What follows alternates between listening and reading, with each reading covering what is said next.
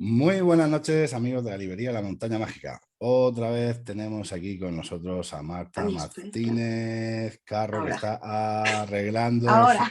la cámara de su móvil. Y bueno, contra Escritura, una de nuestras editoriales hermanas, por decirlo así, porque es así, porque nosotros nacimos básicamente casi al mismo momento y yo me siento súper honrado de ser una de las librerías que ella eligió en su momento para que albergáramos sus libros.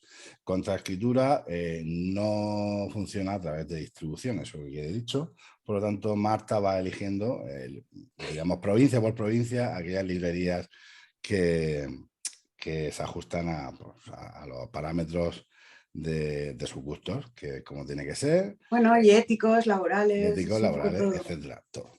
Y bueno, ya nos hemos encontrado muchas veces, ya ha venido 2 veces de manera presencial a Cartagena y creo que es el Y segundo volveré. vídeo. Bueno, eso Sí, espero, eso espero, eso volveré, espero. volveré. Es una amenaza. Te debo unas cuantas cervezas de la última, Sí. ¿eh? Así que, así que nada, Marta, ya sabes. Bueno, hoy presentamos la última publicación, que es una maravilla, que os recomiendo de corazón para todos aquellos que no conozcan esta historia. Eh, Historia de mi muerte, de Lauro de Bossis. Yo voy a dejar que Marta cuente la historia de Lauro de Bossis, porque es lo estamos hablando fuera de grabación, es uno de los mitos de cuando una persona entra a estudiar historia. Básicamente, a lo mejor, en cuanto empieza con historia contemporánea, es uno de los primeros mitos, esas típicas historias que te cuentan y te quedas totalmente alucinado por la valentía, por lo entrañable, por todo lo que significa esta historia y lo que significó pues la muerte de esta persona en un vuelo fatal, pero con unas intenciones tan nobles, ¿verdad, Marta? Y es que creo que, tal y como de alguna manera Lauro escribe una de sus últimas noches, o sea, la noche de antes de este vuelo, escribe la historia de mi muerte y ahora hablaremos de ella, pero una de las últimas cosas también que escribe es una carta a Ruth Draper, que era su pareja, una actriz también muy olvidada, Guapísima, además, guapísima. guapísima, guapísima, vamos. Sí, vamos a decirlo. Y le escribe, en esa carta última que le escribe es muy bonito, porque realmente lo que le pide es que sea feliz pero más allá digamos, de lo típico, ¿no? A que le puedes escribir a una persona que quieres, de, bueno, probablemente voy a morir, ser feliz, ¿no? O sea, hay un principio de, tienes que ser feliz porque yo estoy haciendo algo que me hace feliz, ¿no? Es una máxima que yo creo que acompaña mucho a Laura de Bossis durante toda su etapa antifascista, que es que, bueno, o se es libre o no se es, ¿no? Que prefiere morir antes que dejar de ser libre. A mí es una historia que yo no conocía, de hecho me la pasó un colega historiador, me lo mandó así en un mensaje rápido, en plan, pero Mm, este tipo, y yo, pero esto ¿cómo es posible? claro. Eh, bueno, pues porque pensar que una persona, claro, en una época que además es como muy extraña para Europa, ¿no? Porque estamos hablando del año 31, en España hay una república de repente que se Mm, convierte en la esperanza de mucha gente de izquierdas, incluso de conservadores, ¿no? Que dicen, bueno, ya no es sí, una sí. lucha de fascismo o el terror ruso rojo, ¿no? Entonces, es como un intermedio que realmente provoca en muchísimos intelectuales también esa esperanza, ese punto medio, ¿no? Pero claro, sin embargo, pues bueno, hay un problema en Italia que incluso Laura de Bossis al principio no percibe, o sea, hay que entender, pues eso, que de alguna manera se afianza en el poder en el año 22 Mussolini, eh, prácticamente un poco como la caída de Barcelona después, ¿no? Quiero decir Sí, que entró caminando, que de hecho exacto. no entró caminando porque estaba Ya, en ya. Milán, pero no hubo estruendo, o sea, no hubo una guerra, no hubo nada, y probablemente eso es una de las cosas que más avergonzarían a muchas de las personas que luego formaron parte del movimiento antifascista. Pero claro, Lauro de Bosis, que es una persona que forma parte de una familia conservadora, él, digamos que en el espectro político se encuentra dentro de lo que es un liberal conservador, es Correcto. monárquico. Ujú. Entonces, por ejemplo, para mí, que insisto y siempre lo he dicho, yo no soy historiadora, entonces tengo unas lagunas tremendas. No, Para mí, ya para empezar, pero ya lo eres, ¿eh? Ya lo eres. Por la trayectoria que llevas en los últimos 6 años, ya lo eres, ¿eh? para mí, claro, ya era un primer impacto porque, claro, yo tenía muy asociado el antifascismo al pensamiento de izquierdas, ¿no? Y claro, realmente no es así, no tiene por qué ser Claro, así, ¿no? claro. Y de hecho, Lauro de Bosis, pues eso, los primeros años, de alguna manera vive en una especie de burbuja, también es que es muy joven realmente, y él, de hecho, creo que es en el año 23, más o menos, acaba de llegar Hitler al poder, da 4 o 5 conferencias en Estados Unidos hablando maravillas del régimen, Sí, porque también es verdad que vienen de unos años muy desordenados políticamente, ¿no? claro. Parecía que el Risorgimiento venía a poner orden en ese estado caótico y tal, de los mil reinos, ¿no? Sí. Que parece pues es una serie de televisión. Ni tanto más, De ¿eh? eso, ¿no? Pues se crea en ese momento de los momentos de unificación de países. Parece que Italia también encuentra ese momento y sin embargo la propia cotidianidad de la República, perdón, del devenir de esa política democrática acaba desanimando muchísimo, acaba creándose un gran caos, todos esos gobiernos que no tienen estabilidad, que hay otros poderes como por ejemplo de la Iglesia que se mantendrán siempre ahí como realmente una piedra en el zapato Sí, terrible sí, sí. de que ni siquiera con un jefe de Estado como el monarca son capaces de dar su brazo a torcer, y sin embargo se lo acabarían dando con Mussolini, ¿no? Sí, Entonces en ese momento muy, muy inicial, claro, pues lo que sucedía en prácticamente toda Europa, ¿no? Tenemos ese miedo al terror rojo, ujú, no hay término medio, ¿no? Y vemos por otro lado, pues eso, que hay una tendencia conservadora que aún no tiene mucha forma, pero sí que se está gestando en casi todos los países. Es que en España también estaba, de hecho, bueno, basta con el bienio y aún siendo un poco benévolos con la historia, muy ¿no? benévolos. Eh, entonces, como digo, Lauro realmente está dentro del espectro aún, yo creo, en esos primeros momentos de esperanza, como persona capaz de poner orden o de aunar por lo menos unos objetivos comunes que básicamente le satisfacen, por lo mismo que pueden satisfacer a la mayoría de personas que pueden considerarse fascistas de primera etapa del sensepulcrismo, Sí, sí, sí. que es que el fascismo italiano es absolutamente indefinible. Claro. No tiene un programa claro, ni siquiera cuando hacen la proclamación del partido, con los objetivos del partido, es todo absolutamente ambiguo. Entonces, claro, hay gente sindicalista, hay gente que viene de ámbitos más conservadores, entonces realmente desde fuera, yo creo que a día de hoy nos plantearíamos cómo puede ser que toda esa gente no se pegara de bofetadas en una reunión, ¿no? Ya. Reuniones y vamos, es que es como surrealista que toda esa gente convergiera, ¿no? Pero lo hicieron.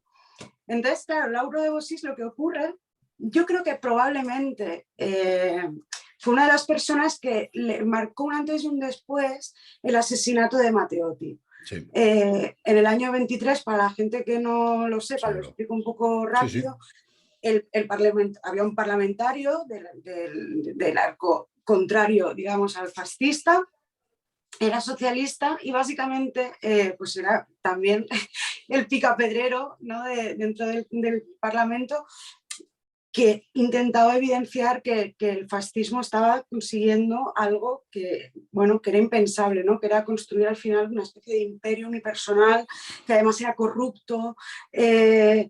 bueno, pues pone encima de la mesa todas esas cosas. Estamos en un momento en que prácticamente el régimen es, y Dios salve los paralelismos, pero es muy Caleborroca. O sea, Sí, son sí, no, no, gente no. que va por la Sí, calle pegando palizas, sí, sí, sí, pues sí. los camisas negras, o sea, es gente que realmente son Son unos matones, bulleros, son unos broncas. matones de Entonces, Estado. Al final se convirtieron en matones claro, de Estado. O sea, sí. entonces, bueno, lo que sucede en el año 23 es que Matteotti hace un último, desgraciadamente último, gran discurso parlamentario donde expone de manera muy amplia, muy amplia, sobre todo las mentiras. En ese caso era sobre todo en cuanto a la libertad de prensa y la corrupción económica, todas las falsedades Sí, de sí, mejora sí. económica y demás. Y de hecho es tan consciente de todo lo que está sucediendo que cuando acaba ese discurso dice algo así como: yo ya he dado mi discurso, ahora os toca a vosotros acabar conmigo, ¿no? Claro, es así, ¿no? Entonces a los pocos días, una semana más o menos después, Matteotti desaparece, le dan todo el mundo por muerto, pero es que a los 2 meses aparece a las afueras de Roma, el cuerpo está completamente descompuesto, bueno, ha sufrido torturas y de todo. Y es un asesinato que políticamente casi le cuesta a Mussolini todo Mm. lo que había cosechado hasta el momento. Sí, sí. Eh, la opinión pública se vuelve loquísima con este asunto, bueno, porque al final supongo que era pasar una línea roja muy grande, que era, pues eso, la eliminación física de alguien que te está venciendo con la palabra, ni más ni menos. O sea, Exacto. es una batalla dialectal, no Claro. es una bronca que tengas con una persona en un bar, ¿no? Sí. Eso yo creo que marca muchísimo el pensamiento, sobre todo de los intelectuales italianos. Muchos de ellos aún no sabían muy bien cómo posicionarse. También hay que entender que, claro, desde nuestro punto de vista, es muy fácil entender lo que sucede con el fascismo, pero claro, hay que verse cuando no hay precedentes de un movimiento como ese, ¿no? Entonces, bueno, pasan unos meses y pasa un tiempo, pero sí que es verdad que los intelectuales y los periodistas, evidente, son casi siempre los primeros puntos de la diana hacia los que va cualquier persona que necesite, pues, eliminar la libertad de pensamiento, ¿no? Y Lauro de Bosis, en ese sentido, pues en el año 23-24 da un cambio brutal en su manera de pensar. Eh, Admite un trabajo en Nueva York muy a regañadientes, en una sociedad italoamericana que precisamente lo que pretende es, pues, dar a conocer la cultura italiana en Estados Unidos. Una de las primeras cosas que se da cuenta Lauro es lo terrorífico que es la buena imagen que tiene Mussolini y su régimen fuera de las fronteras, ¿no? Entonces eso le provoca muchísimo dolor a él porque él realmente es consciente de toda esa violencia y se da cuenta de que supuestas democracias como la de Estados Unidos o la de Gran Bretaña no es que, es que de alguna manera defienden Sí, sí, sí. que esa violencia de Estado se produzca, como diciendo, es el mal menor, ¿no? Sí, sí, Es sí. mucho peor tener una Italia caótica, pues en un momento así de Claro. cambio, imagínate, ¿no? Otra república ahí en medio que sea medio de izquierda, se hubiera sido Sí. como un caos, ¿no? Entonces, también es uno de esos momentos ya en que ya se ve, como se verá luego en el año 36, quiero decir, ya las supuestas democracias europeas y americanas van a marcar las líneas de desentendimiento con los problemas internos de los países, ¿no? Dejan de, o sea, no es que dejen, es que se niegan a interpretar que son parte también del problema y que son parte de la posible solución. Entonces, en tanto que no eres parte de la solución, eres parte del Es parte del problema. problema. Lauro de Bosis en el año 23-24 es súper consciente de eso. Entonces él intenta, dentro de sus posibilidades, influir, pues eso, en círculos, digamos, intelectuales, de embajadas y demás. Pero la verdad es que nadie le hace ni caso. Sí. Entonces él crea un grupo antifascista. Es decir, un grupo realmente es como muy optimista, porque Ya, Sí, sí, no, vamos, ya. crea, digamos, un ente que se Sí, llama Alianza Nacional. Bueno, es que hasta donde yo sé, nunca tuvo más de 3 miembros. O no, sea, ya está. claro, realmente, no sé, cuando uno escucha la canción de Bella Ciao se imagina un montón de partisanos y tal, Sí, pues no es el caso en es absoluto. un grupo de amigos.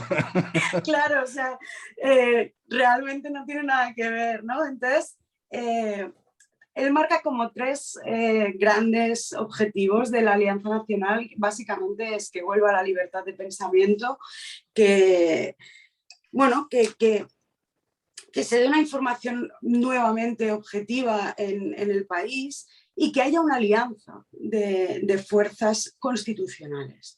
Él en principio es bastante monárquico, como digo Tomás, Sí, es sí, que es sí, muy conservador. claro. Hasta que no se da de alguna manera ese torcer de brazo que da Víctor Emmanuel en favor Sí, de Mussolini, él está cómodo con esa figura de contención que se suponía que, que era el claro. rey, pero cuando el rey se rinde, digamos, para él marca un antes y un después en muchísimos aspectos también. Es como la puntilla que le acaban de Sí, sí, dar, sí. ¿no? De decir, bueno, es que has conseguido incluso que el reino se convierta en nada, ¿no? Nada. En un En títere. títere. Total. Entonces, dentro de las posibilidades y las ideas que tiene, él vive mucho entre Nueva York y Italia. Y una cosa que se le ocurre es hacer una serie de circulares, sobre todo informativas, evidentemente antifascistas, pero con cosas además a veces muy concretas. A mí me llama la atención, por ejemplo, que una de las cosas que pone en una de las circulares es no fumes porque estás financiando un Estado fascista El con el impuesto. impuesto del tabaco. Entonces, ese tipo de consejos que en realidad, bueno, pues son útiles, o sea, Sí, son te buenos para paras la a salud. pensarlo y dices, es una manera como muy fácil de luchar contra un Estado fascista, ¿no? Sí, sí, Dejar de financiarlo dentro de tus posibilidades, claro, pues te jodes y dejas de fumar, ¿no? claro. Entonces él hace esas circulares con la idea de mandarlas, sobre todo dentro de círculos intelectuales, de manera anónima, Claro. pero sí que, digamos, son gente muy escogida. De cada una de las circulares hacen aproximadamente 600 copias y cada una de las circulares lo que pone al final es haz 6 copias de cada una de ellas para hacer este efecto cadena Sí. multiplicador. No podemos decir que sea un desastre porque realmente no lo es, pero sí que es verdad que no alcanza, Claro. no alcanza porque además el miedo en ese momento era muy real. Mm, Estamos hablando, por ejemplo, de intelectuales que se tienen que ir corriendo claro. a Estados Unidos porque les han quemado la casa. Claro, Gente que aquí aparece apalizada en la, su casa. la obra con V estaba ya en todo Claro, su apogeo. Acuérdate. claro. Es que, Que la obra es la que consigue que la mafia siciliana acabe en Estados Unidos, que es muy curioso, el exacto, efecto boomerang, y después la mafia italiana fue la que consiguió que Estados Unidos tuviera información claro. muy valiosa para desembarcar en el sur de Italia. Todo lo que he Claro, es dicho, que fíjate Sicilia en tú. ese aspecto se habla Sicilia, muy poco de lo que fue Sicilia, ¿eh? sí, Sicilia sí. fue clave para Pero vamos, tantas la cosas. obra, con V, para la gente que no lo conozca, sería el ejemplo para Hitler para hacer su SS, tal cual. Sí, exacto. Entonces, pero son de una violencia brutal. Sí, Es decir, es que, claro, pues, que tú llegabas a tu casa y podías encontrar a tu familia palizada. fíjate. Evidentemente, el miedo que eso causaba en la gente provocaba prácticamente siempre el exilio y en caso de que no se pudiera producir de una manera más o menos rápida, lo que seguro que pasaba era no meterse en ningún tipo de problema, callarse. Yo creo que es un principio muy lógico. Siempre digo que a nosotros nos encantaría pensar que no, que aguantaríamos, Sí, resistiríamos, pero yo pienso en llegar un día a mi casa, encontrarla toda destrozada y tal, y probablemente el impacto sea tan grande que al final lo único que pretendas es que toda esa pesadilla pase, ¿no? claro. Pero ese es el nivel de violencia, con lo cual realmente esa idea, ¿no? De que de 600 copias puedan aparecer miles y eso de hecho también pasó luego en la Alemania nazi. Sí, Hay una película además de un señor que iba dejando trocitos de papel por sitios públicos. pero la realidad es que eso no tiene el alcance que tiene que tener dentro de ese contexto. Y entonces ocurre algo que es casi surrealista, que es que en ese momento en que la Alianza Nacional prácticamente solo es Lauro de Bossís, él tiene que hacer un viaje al extranjero y deja a dos conocidos, porque tampoco es que fueran amigos, a Mario Vinciguerra, que en ese momento era considerado un escritor muy reputado, que era crítico de arte y literatura, bueno, pues una persona realmente valiosa dentro de la cultura italiana, y luego a Renzi, y de alguna manera, como está en medio del proceso de enviar una de esas circulares, les dice, bueno, os encargáis vosotros ¿no? de enviarlas a correos prácticamente, ¿no? De hecho, Mario Vinciguerra sí que modificaría algunas cosas de la última circular, que es esta que les encarga, oye, que me he quedado esto, ¿cómo me voy a hacer? Hacedlo.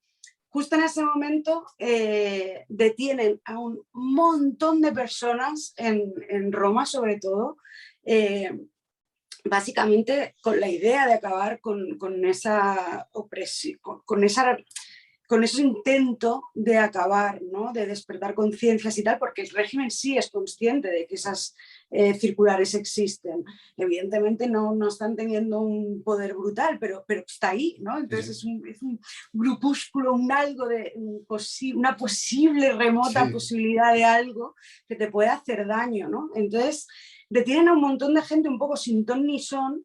De hecho, a Mario Vinciguerra, por ejemplo, lo meten en la cárcel y lo dejan separado de gran parte de los detenidos en ese momento. Una de las tardes las pasa en un balcón, porque lo quieren separar del resto en la comisaría de Roma, pero no saben muy bien porque, o sea, no saben ni siquiera por dónde empezar un interrogatorio con él, porque no saben muy bien qué hacer con él, ¿no? Entonces es como, bueno, pues un poco casi al azar, ¿no? Es decir, bueno, siempre pensamos que el antifascismo es un poco caótico, ¿no? Pero, hostia, cuando te pones a rascar dices, es que esta gente iba a bulto, o sea, realmente era tirar una red y a ver qué le caía dentro, ¿no?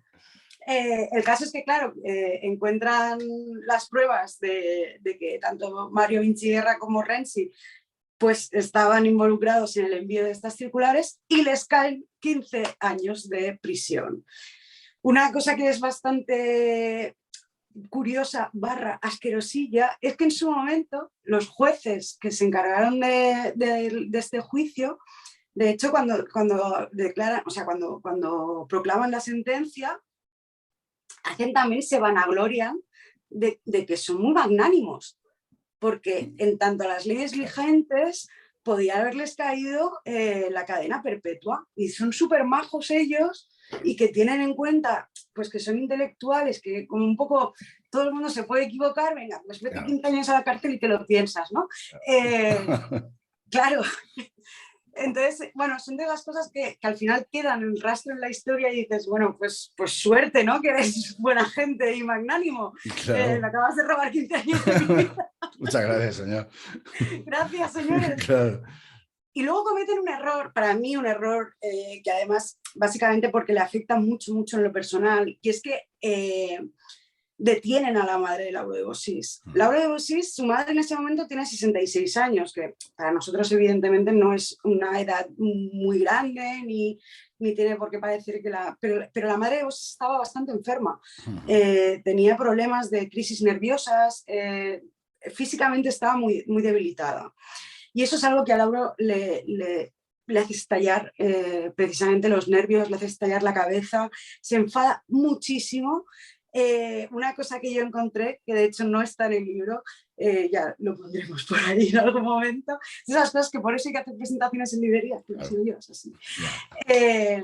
Una de las últimas cosas que publica Lauro es una columna en un periódico americano, casi acusando también a Estados Unidos de que todo eso que está pasando es culpa suya, de que han detenido a su madre, y que eso es inaceptable, y que ese nivel de violencia pues no puede ser consentido por nadie, ¿no?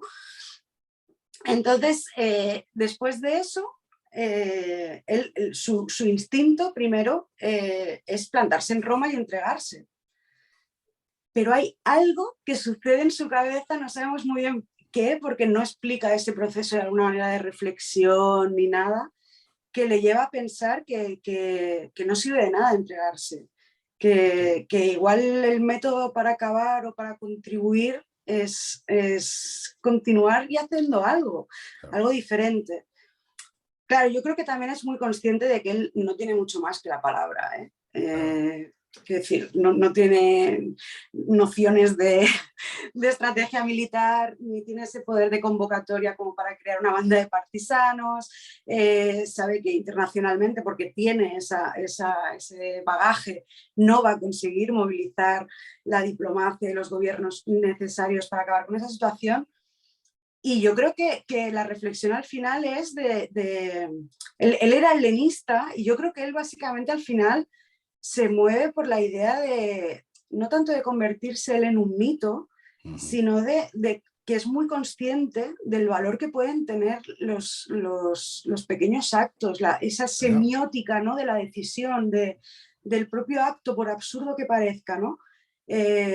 Como muchas veces hemos visto en la fotografía esa también de los nazis, que están todos haciendo el saludo nazi, menos a Hugo Schlanzwader, que no lo hace, ¿no? Yo creo que Lauro en ese momento es muy consciente de eso, es muy consciente de que consiga o no consiga lo que se propone, la importancia del acto no cambiará. Claro. Entonces, dice, bueno, pues si con 600 ejemplares de circulares no hacemos nada, voy a aprender más o menos a defenderme en el arte de pilotar aviones. Y no se le daba muy bien al final. No se le daba bueno, no es que o sea, quiero decir, es súper tumultuoso todo el tema, porque primero coge un avión que no, o sea, con eso no van ni a la vuelta de la esquina, tienen que retrasar de alguna manera toda la operación. Y él directamente creo que ha estado como 5 horas encima de un avión, no más. Y a partir de ahí pues se sube a Pegaso, además, que es como todo muy, pues eso, muy mitológico al final, ¿no? Es muy romántico, de verdad.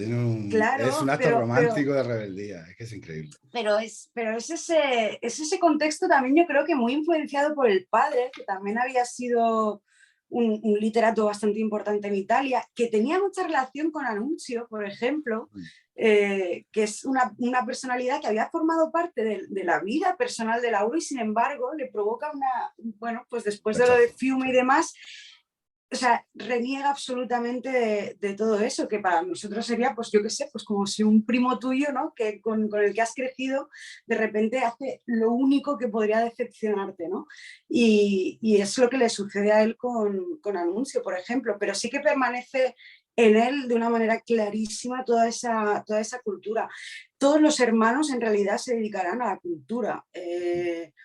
Algunos, bueno, las chicas se acaban casando casi todas con gente también de la familia cultura. Muy acomodada. Sí, es una familia sin ningún tipo de problema, y que realmente a mí me gustaría dejar claro, sobre todo, que es que podrían haber tenido una vida muy cómoda. O sea, ninguno de ellos tendría que haber tenido ningún tipo de problema para tener una vida fantásticamente buena durante todo el régimen, durante la guerra, incluso te diría que durante la posguerra tampoco. Quiero decir, porque no hubiera sido... No, yo creo que hubieran sido ese tipo de familias que se hubieran acomodado a todas las situaciones, que no hubieran sido culpables como para ser culpabilizados, pero tampoco inocentes, como, ¿sabes? Entonces, claro, yo creo que eso hace que adquiera más importancia el acto de Lauro, ¿no? Porque renuncias sobre todo a la comodidad de toda la vida que tienes, pero en su caso va más allá y dice, bueno, si hay que dejarse la vida, se la deja.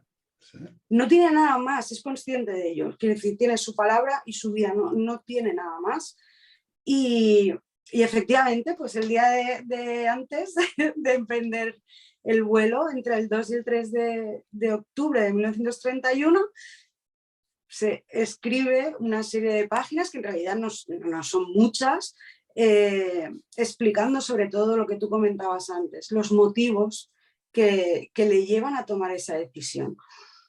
Por las cartas que escribe a la madre, a él, incluso la propia historia de mi muerte, a mí no me queda claro si realmente tenía vocación de volver con vida, si lo tenía como muy asumido que no iba a vivir. Claro, sí que es verdad que justo antes de la operación, digamos, se filtra tanto al gobierno de Estados Unidos como, de Estados Unidos, de Inglaterra, como el de Francia. De hecho, los dos gobiernos le persiguen incluso con su foto en plan busca y captura, de Laura de Bossis, que dices, por favor, es que este señor no puede hacer, o sea, ni siquiera dándole una navaja y poniéndole delante de Mussolini sería capaz probablemente de hacer nada mínimamente agresivo en ese sentido, ¿no? Físicamente agresivo. Sí. Entonces, claro, hay esa filtración, se supone que, o sea, no se supone, lo que hace el gobierno fascista en ese momento es lanzar alguna velada amenaza en sus medios de comunicación, de alguna manera vacilando de las maravillosas defensas antiaéreas que tienen. Sí. Es absolutamente mentira. Roma además en ese aspecto está prácticamente desprotegida. También es lógico, no tenían un enemigo natural en ese momento, ¿no? No, la guerra ni siquiera se sospechaba, ni siquiera a Hitler se le sospechaba como para hacer una guerra. ¿No? Y entonces, claro, al régimen le iría muy bien el hecho de que, claro, lo bueno es que se convierte un poco en un mito total, porque tampoco se sabe muy bien qué es lo que le sucede. Está la teoría, por un lado, de que él mismo puso menos gasolina para poder poner más panfletos y para que el avión fuera más ligero.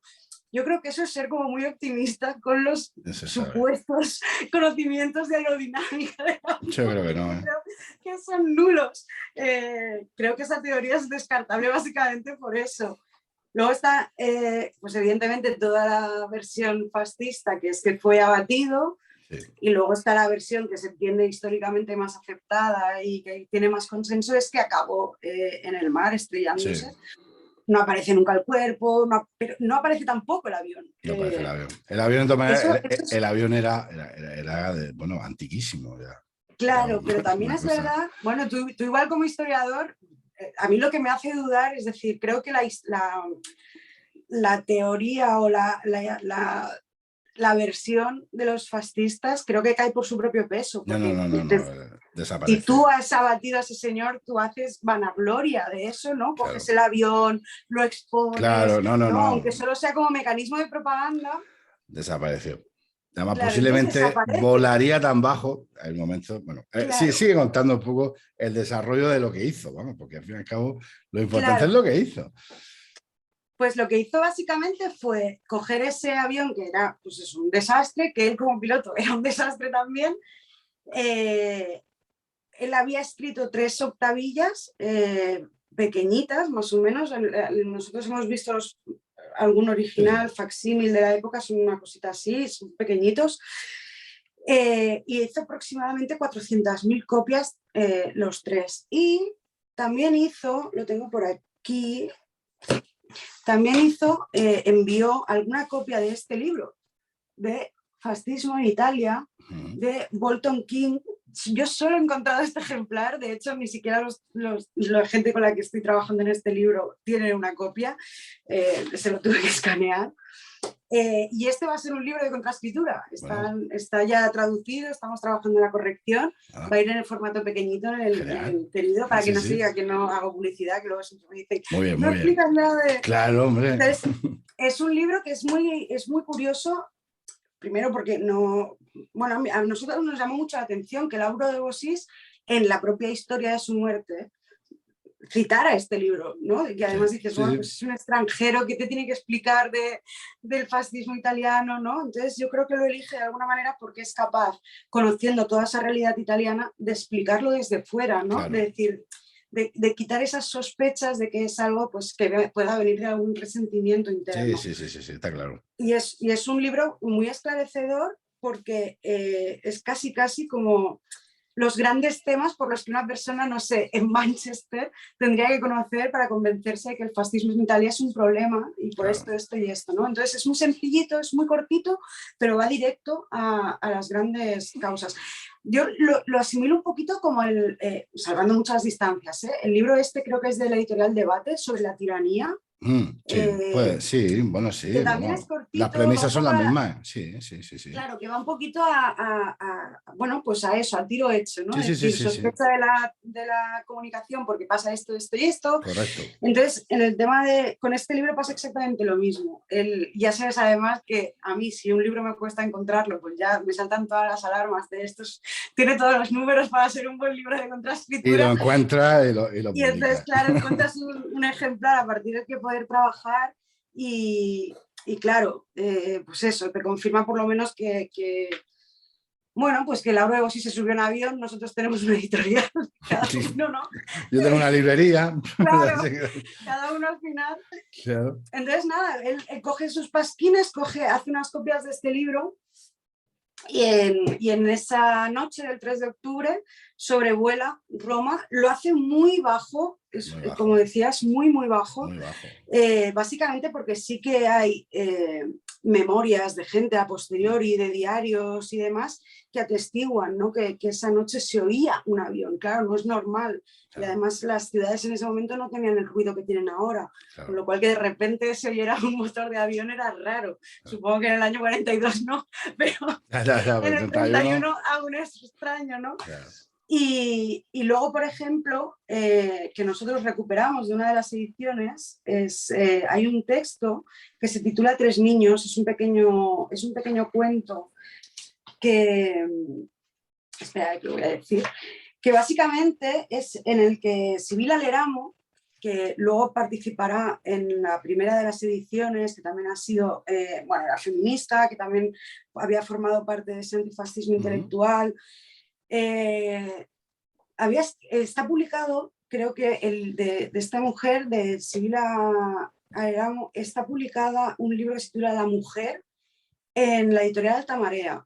No sé. Y es un libro muy interesante. No sé, Es uno no de me suena. estos Sí, los finitos. chiquitines Yo de los marrones. te lo recomiendo. Es de estos Vale, que vale. tiene la portada Sí, rosa sí. fosforito. Vale, vale. Ah, el Eh, fosforito. Ok, sí. lo busco.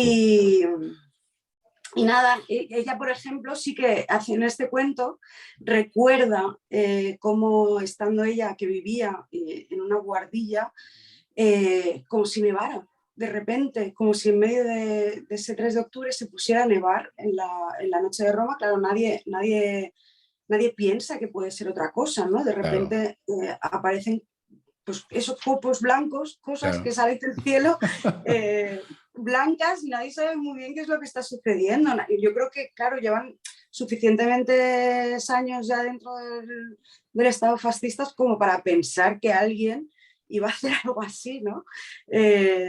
Algo en el fondo, pues que yo creo que he visto, pues es estúpido, ¿no? Quiero decir, la mayor parte de la gente te diría que es un acto estúpido, Sí, porque por lo que decimos, porque tiene mucho de mito, sí, sí, sí, sí. de entender de alguna manera el despertar de las conciencias de una manera distinta a como normalmente se entiende que tienes que luchar, ¿no? contra algo tan violento como es el Sí, fascismo.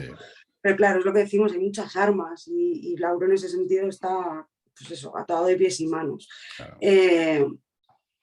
Básicamente, Sibila recuerda todo eso. De hecho, ella se enteró bastante después, como muchísimos compañeros intelectuales se enteran años después de que ha sido Lauro quien ha Eso, hecho claro. eso. Esa es la Ni cosa. siquiera, claro, dentro de todo el movimiento de censura no trasciende Claro. qué es lo que ha pasado, no trasciende quién ha sido, que Ujú. es uno de los motivos por los cuales la teoría esta de los fascistas No, no no, se no, no, aguanta por no. ningún Sí, lado, pero por que ningún va. lado, vamos. Entonces, claro, pues eso, tenemos de repente esos 400.000 panfletos a unos 80 kilos de pasquines Llenando volando por Roma. Roma. Pues eso, al final llamando muchísimo la atención.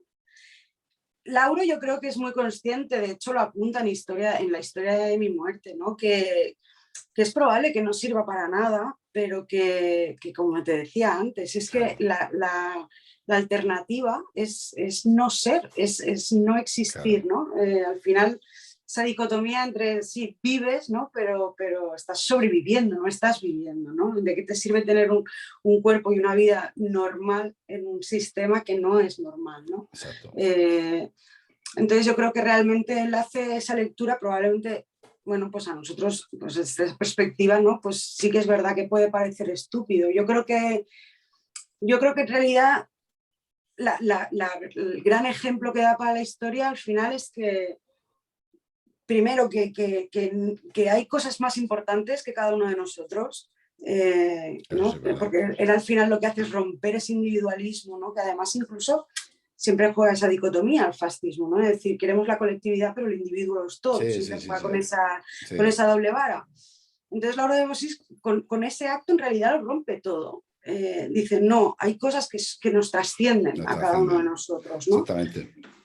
Y luego el hecho de los pequeños actos que realmente, pues eso, si solo mantienes en la memoria de 2, 3 niños pequeños en ese momento, ¿no? Esa nieve, esa esperanza, o incluso de la gente que se pueda sentir que se ha visto abocada a estar en el partido fascista para conseguir trabajo, Claro, socialistas que están hundidos moralmente, económicamente, de todo. sí, Claro, joder, yo lo pienso y dices, bueno, pues es que al final es como si te cayera un poco de esperanza del cielo, ¿no? De exactamente. repente yo creo que esa gente debía sentirse un poco menos sola aquella noche. Sí. Y entonces, claro, ¿hasta qué punto eso es o no significativo, relevante?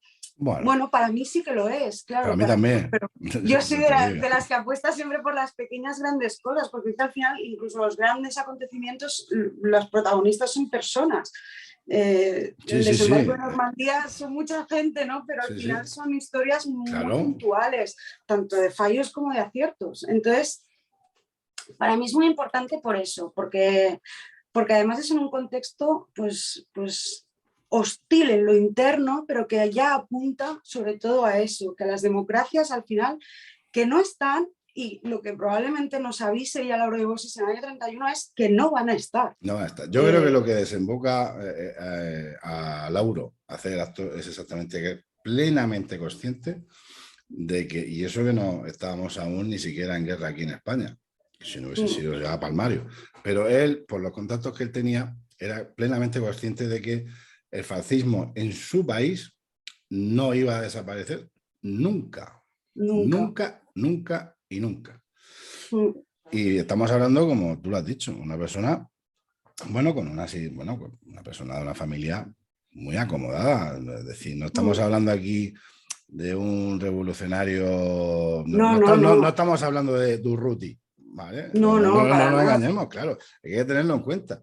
Pero este acto libertario tan entrañable de decir, mira, yo pongo mi vida porque se despierten las conciencias, haya un posible despertar. Yo no sé, como tú dices, hasta qué punto él era consciente de que con el poco manejo que tenía de la aviación, no creo que fuera un suicida, eso también es verdad.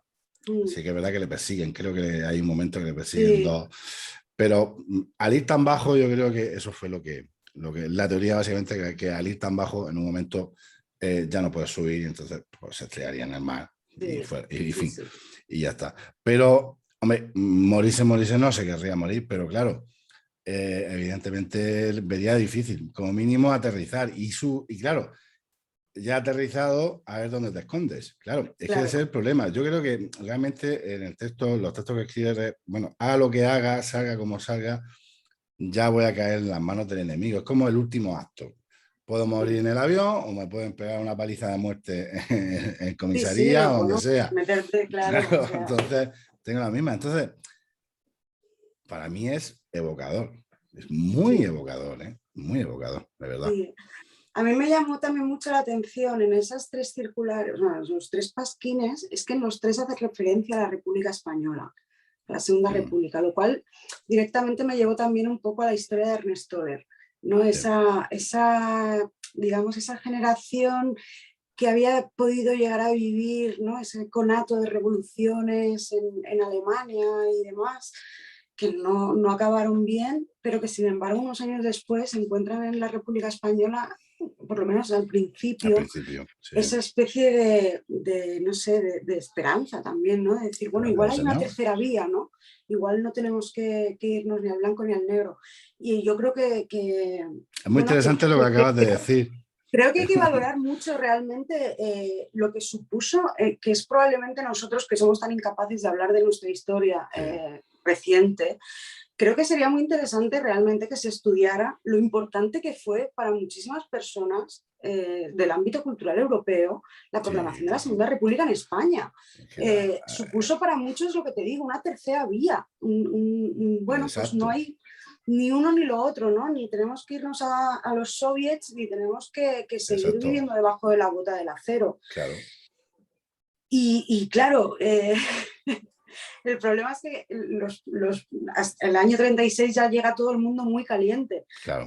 al año 36, pero eso sobre todo del 31, 32, 33, a mí me parece muy interesante lo que supone para mucha gente esa esperanza, sobre todo desde el punto de vista intelectual, gente que ha podido estar más o menos en las calles, pero que tienen conocimiento de causa, que son capaces de ver por encima incluso de sus propios pensamientos y morales. Es que Lauro de Bossis, por ejemplo, en la década de los años 10 o 20 no hubiera tocado un socialista ni con un palo. Claro, Pero sin embargo es capaz de ver que hay momentos en los que hay que dejar todas esas cosas al lado, que hay otras prioridades, ¿no? O sea, exacto. eso por ejemplo, a mí me cuesta verlo a día de hoy, ¿no? Que es un poco lo Sí, no, pero dramático. existe.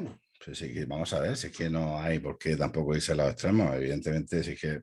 Pero este tipo de personas son muy habituales, son más habituales de lo que las historiografías, digamos, más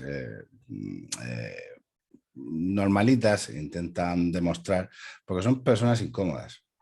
Claro. Son personas, pero son muchas, ¿eh? Son muchas, muchas. Son personas Tanto de incómodas porque izquierda al final moderada como de derecha moderada, por decirlo así. Vamos a, son es que, personas peligrosas porque al final te dan un poco la idea de que, pues igual que con el gesto del Lauro de Bosís o como cualquier otros que ha habido gestos similares que además tampoco han tenido por qué ser claro, trágicos en ese sí, sí, sí, sentido, sí, sí, sí. la inocular esa esperanza, esa de decir, bueno, es que tú también puedes hacer las cosas distintas. Claro, eso es peligrosísimo para Claro, todos los estados, para los democráticos, para los otros, cualquier persona que pueda romper esos mecanismos de funcionamiento van a ser problemáticos. muy Y problemático. ese es un poco yo creo que la gran historia pendiente que contar, que es la de todas esas personas. Sí, señor. Eh, bueno, pues eso, no te diría que son pues ni frío ni calor, porque no lo son, porque toman decisiones importantes Claro, pero sí, yo creo que la historia en ese sentido tiene mucho que decirles. claro que sí. Lo que pasa es que, hombre, por fortuna hay muchos historiadores que sí, sí, sí, sí lo reflejan. Lo que pasa es que, claro, en la abundancia de la historiografía, Claro, historias como la de historia de Lauro, la historia de Lauro de Blasi se queda como algo, no sé, a veces ni se nombra, ya te digo, pero claro, no, no, ni se pero en nombra. absoluto. Pero es muy importante. Es muy importante entender que tanto en Italia como en Alemania, como en otros países, ya había personas muy concienciadas en lo que era el fascismo y lo que se entendía por libertad. Y también eran conscientes, como él, estoy segurísimo, de que el fascismo se podía propagar.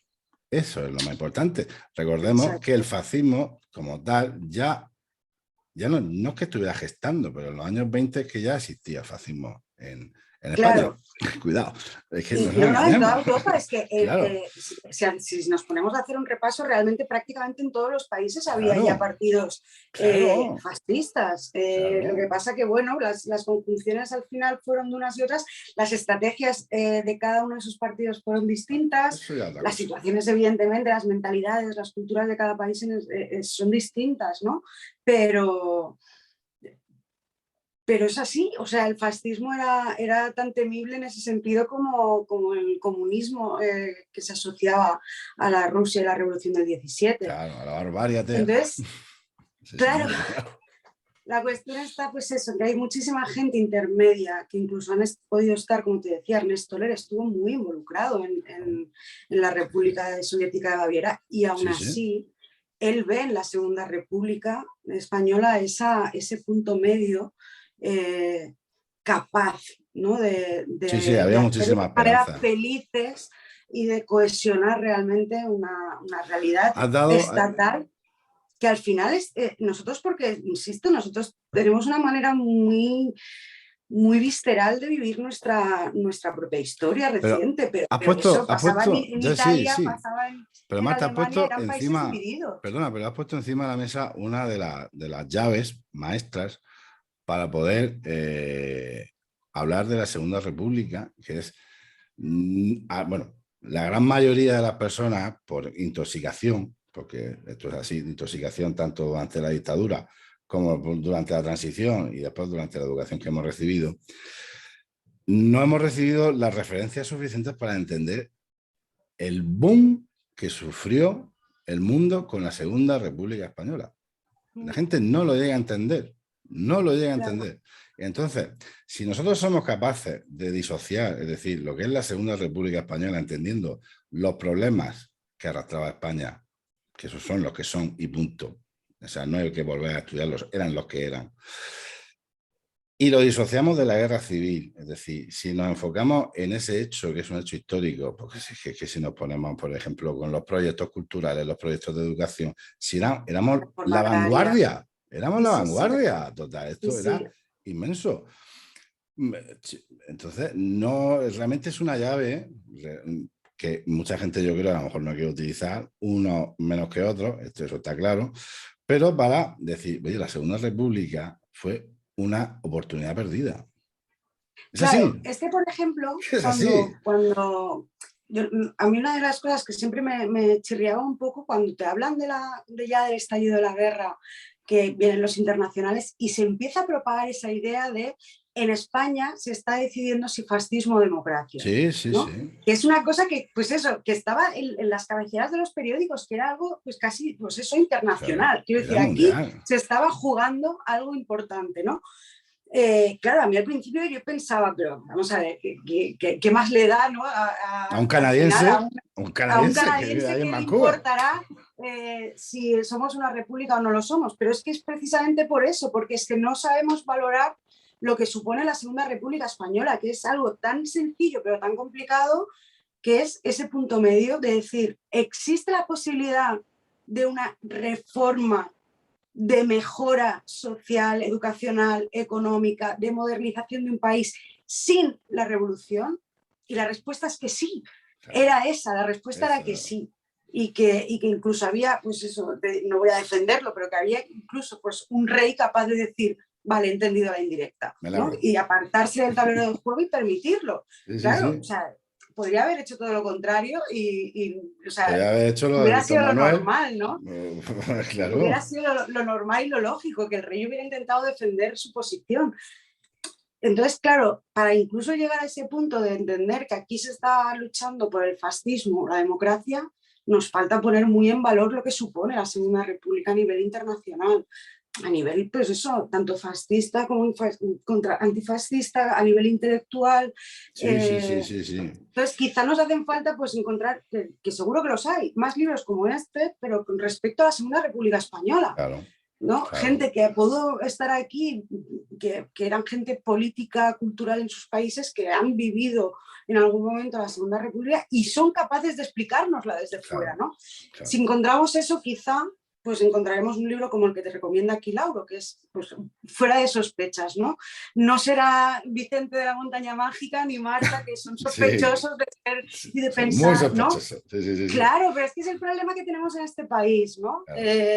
Al final, la librería lo tienes que vivir, pero a mí, por ejemplo, con el diario de la Guerra Civil de Kantorovich, a mí me ha pasado de estar en una feria y me preguntan, bueno, es que prácticamente cada vez que voy a una feria, decir, ¿pero este de qué lado es? Hombre, a Este ver, de que era, sí. las Ah, respuestas muchas veces son mucho más complejas que eso, ¿no? Pero ya automatizamos ese o eres de los míos o de los enemigos. Y es que es más complejo que eso, uf, es mucho más complejo que muchísimo. todo eso. Entonces, no sé, a ver, yo voy a ir buscando, o sea, a mí me apetece mucho que nos ponga, que nos explique alguien la Segunda República desde fuera, ¿eh? La verdad es que Bueno, me resultaría... hay libros, está, hombre, está el libro de España República de Trabajadores de Ilya Ehrenbruch. Lo que pasa es que él es muy crítico, muy, muy crítico. Claro, y luego también pues Él que viene Ilya como Ehrenburg, de la Unión Soviética y entonces claro, dice, bueno, siempre va a ser un esto, sospechoso, o sea, claro. No, no, pero él es súper crítico porque al fin y al cabo él no estaba realmente. Él veía, fíjate tú, él hablaba ya de que era simplemente un régimen que cambiaba los nombres de las calles y no Sí, hacía nada. No sé si te suena a ti esto. sí, sí, sí. Y no hacía absolutamente nada, muy crítico con Durruti, parece ser que se encontró. Y bueno, que aquello, sobre todo, claro, el mayor problema que él encuentra es que había un grupo fuerte, bien organizado, que es lo que él no se esperaba, que era la CNT. Eso es lo que no se esperaba. Que ese es Claro, otro es que es tema. insólito. Claro, él no se esperaba eso. Claro, es que desde el siglo XIX todas las leyes internacionales de los diferentes países habían atacado permanentemente al anarquismo. Y En ningún aquí otro estaba la país de CNT. Europa, en ningún otro país de Europa el anarquismo Claro, tiene la fuerza que tiene en España. claro, claro. Marta, Uy, ahí espera, está. Ahí está, ahí está. No lo toques, no lo toques, no lo toques. vale.